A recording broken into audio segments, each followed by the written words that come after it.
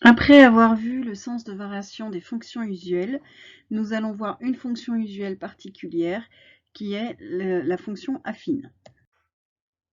Propriété, soit f une fonction affine, donc c'est-à-dire une fonction dont l'expression est de la forme f de x égale a fois x plus b, avec a et b réels, si le coefficient devant x, c'est-à-dire a, si a est strictement positif, la fonction est strictement croissante sur R.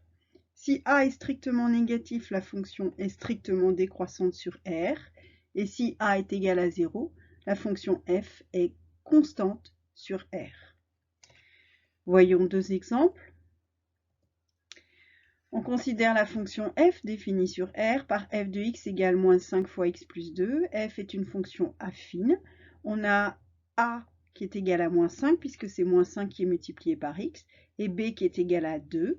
Donc comme a est égal à moins 5 et que moins 5 est un nombre négatif, on est dans cette situation-là, la fonction f est donc strictement décroissante sur R.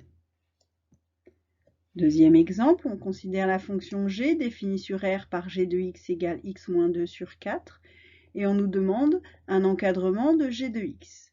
De g de pi, pardon. Donc pour avoir un encadrement, il faut avoir les variations de la fonction g.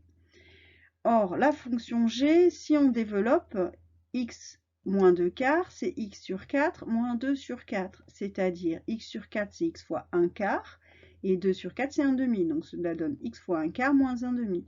Donc on reconnaît à présent une fonction affine, avec a qui est égal à 1 quart, puisque c'est 1 quart qui est multiplié par x, et b qui est égal à moins 1 demi. 1 quart est un nombre positif, donc la fonction g est croissante sur R. D'autre part, on sait que pi est un nombre qui est compris entre 3 et 4. G étant croissante sur R, G de pi est compris entre G de 3 et G de 4, parce que je rappelle qu'une fonction croissante conserve l'ordre. Je calcule G de 3.